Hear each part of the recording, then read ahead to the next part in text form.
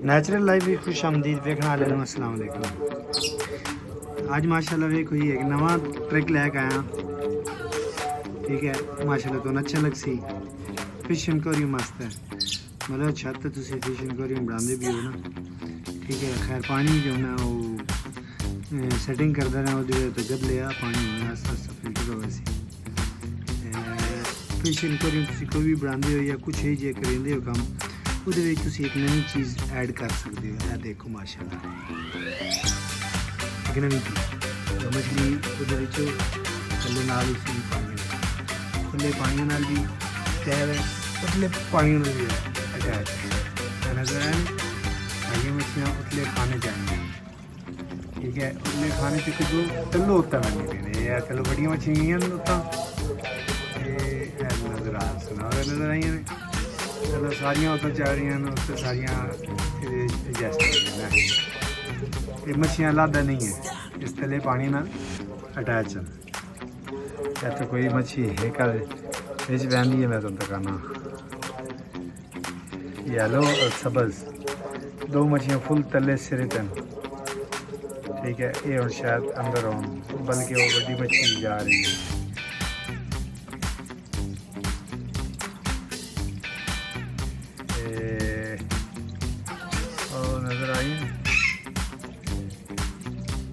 ये माशाल्लाह बड़ा प्यारा सेटअप है।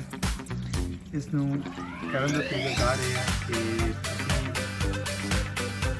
लाइक जिहड़ा बड़ा एक्वेरियम इसनू पानी में उल्टा रख के, ठीक है, हवा नू सक कर ले। हवा नू जिहले सक कर ले तो पानी खुद ब खुद हवा की जगह लैके खलोरा सी, फिर उल्टी जगह तो पानी जो निकल नहीं सकता जब तक उतों हवा या कोई अच्छा गैप ना मिले, समझ आई नहीं।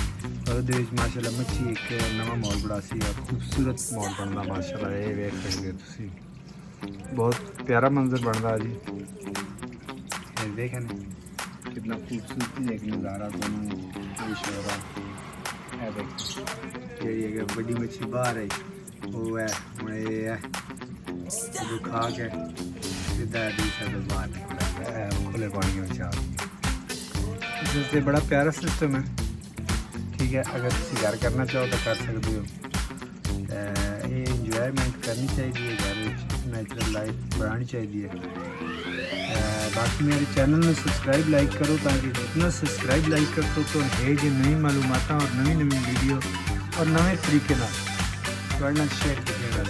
खूबसूरत मंजर माशाल्लाह मंजर पहाड़ी तो बन नहीं गया इस लाइक शेयर सब्सक्राइब नाल मेरी वीडियो कर दे रहे, ठीक है। अल्लाह हाफिज़ तक और उम्मीद है कि इंशाल्लाह तुम मेरे चैनल अगर ग्रोथ तेज हो ताकि मैं थोड़े वीडियो नवी